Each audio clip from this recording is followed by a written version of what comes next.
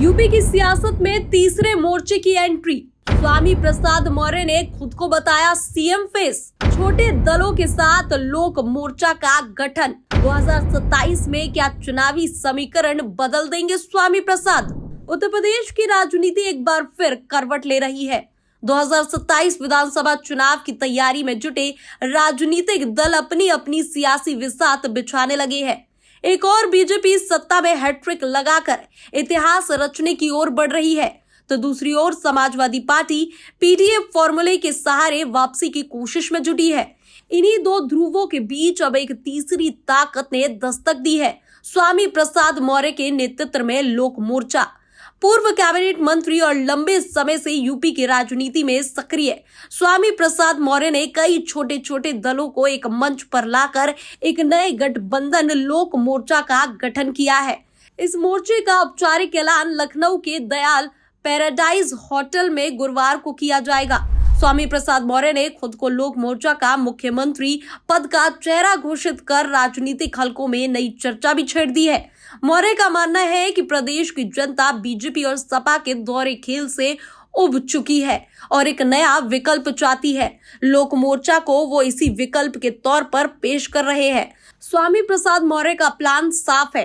पंचायत चुनाव के जरिए जमीनी पकड़ मजबूत करना और 2027 के विधानसभा चुनाव में इसी ताकत को बड़ी लड़ाई में बदल देना।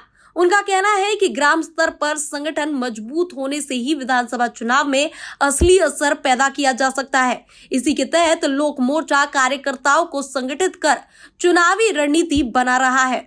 लोक मोर्चा में कौन कौन से दल और नेता शामिल होंगे, इसका खुलासा स्वामी प्रसाद मौर्य खुद गुरुवार को करेंगे। हालांकि कयास लगाए जा रहे हैं कि भीम आर्मी के नेता और नगीना से सांसद चंद्रशेखर आजाद भी इस मोर्चे का हिस्सा बन सकते हैं।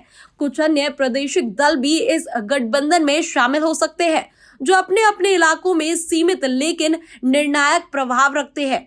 ये सवाल बड़ा है और इसका जवाब फिलहाल अनिश्चित है। दरअसल यूपी की राजनीति पिछले 2 चुनावों से 2 ध्रुवीय हो गई है, या तो बीजेपी या फिर उसके खिलाफ विपक्षी गठबंधन। ऐसे में तीसरे मोर्चे की जगह कितनी बचेगी, यह मौर्य की रणनीति और जनसंपर्क पर निर्भर करेगा। स्वामी प्रसाद मौर्य कभी मौर्य, कुशवाहा, सैनी और शाक्य समाज के बड़े नेता माने जाते थे। मायावती ने उन्हें चुनाव हारने के बावजूद मंत्री बनाया था, लेकिन अब उस समाज में उनकी पकड़ पहले जैसी नहीं रही। बता दें कि 2024 में यही सामाजिक समूह सपा या बीजेपी के साथ खड़ा नजर आया। वहीं बीजेपी में उप मुख्यमंत्री केशव प्रसाद मौर्य ने मौर्य समाज में बड़ी पैठ बना ली है। ऐसे में स्वामी प्रसाद मौर्य को न सिर्फ राजनीतिक गठबंधन बल्कि सामाजिक आधार भी दोबारा खड़ा करना होगा। लोक मोर्चा की शुरुआत ने यूपी की सियासत में हलचल जरूर मचा दी है, लेकिन सवाल ये है कि क्या ये हलचल हवा में खत्म हो जाएगी या वाकई 2027 में कोई नई कहानी लिखेगी। स्वामी प्रसाद मौर्य के सामने चुनौतियां कई है। संगठन निर्माण, सहयोगी दलों की विश्वसनीयता, सामाजिक समीकरण और वोट ट्रांसफर की वास्तविक क्षमता। 2027 का चुनाव भले ही अभी दूर हो, लेकिन विसात बिछाई जानी अभी से शुरू हो चुकी है। अब देखना यह होगा कि लोक मोर्चा चुनावी मैदान में कितना प्रभाव छोड़ पाता है और क्या यूपी की 2 ध्रुवीय राजनीति को तीसरा रास्ता दिखा पाता है या नहीं। Bureau report, TV7 Bharat.